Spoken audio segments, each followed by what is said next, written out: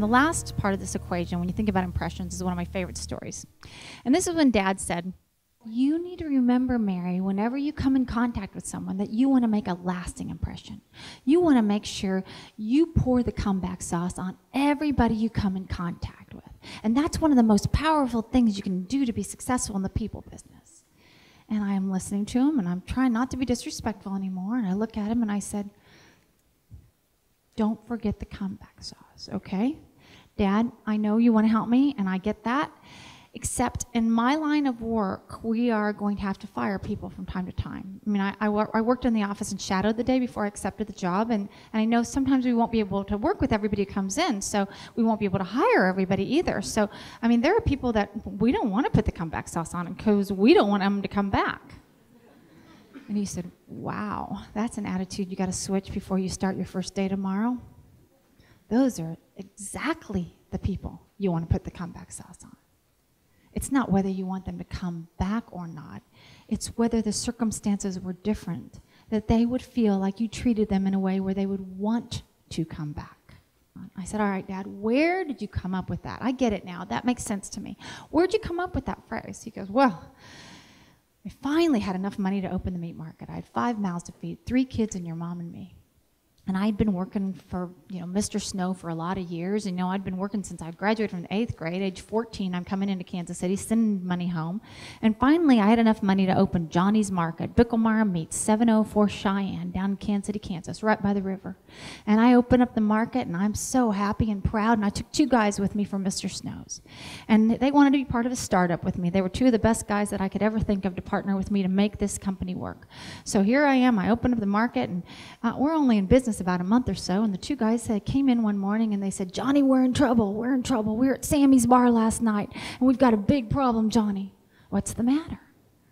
When we were at Sammy's last night, Mr. Snow was there with a couple of our competitors, and they have a plan to put us out of business. What's their plan?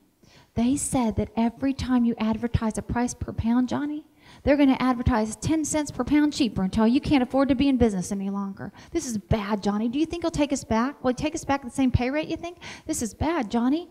And Dad said, they're really worried. He could tell. He didn't want to laugh out loud at him because he could tell they were very concerned. So he looked at him and he said, guys, that's not a problem. Yes, it is a problem, Johnny. We wanted to follow you. We wanted to be a part of this, and now it's not going to work. Yes, it's going to work. What's not going to work is their plan. Why not? It's simple. Their plan won't work because we don't have any money to advertise. None. All we got is the quality of the product we sell, the roof over our heads, what little we pay ourselves, and oh, wait a minute. Here's the key to our success. We're going to be fine. You pour the comeback sauce on everybody who comes in here, and we'll do just fine. What do you mean comeback sauce? And this is long before all those leadership books that were written that said, empower your people and all of that. Dad just says, I don't know, you figure it out. The recipe's different for every customer. Every single person who comes in here is going to have a different recipe for comeback sauce. You got to figure it out.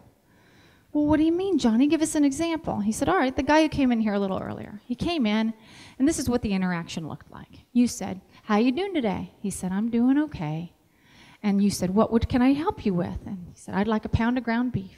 What are you going to do with that ground beef? I'm going to make some spaghetti for my wife and baby. My wife has been sick all week. My baby's been sick, and she wants spaghetti red for dinner, so I'm going to make that. He said, all right, well, there you go. Thanks for coming in. And he left. It was a nice interaction. If you would have poured comeback sauce on it, this is what it would have looked like. How you doing today?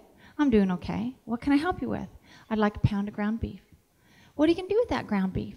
I'm going to make some spaghetti red for my wife and my baby. My wife's been sick. My baby's been sick. It's been a long week for everybody, and that's what my wife wants for dinner.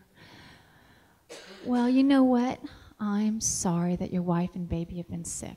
Sounds like you're doing a good thing taking care of them. You know what? Somebody ought to do something nice for you, don't you think? Here, take it off the scale. I put the pound there. Let me get you a little extra. Reach into the cooler, grab a little extra, top it off, wrap it up, and say, here.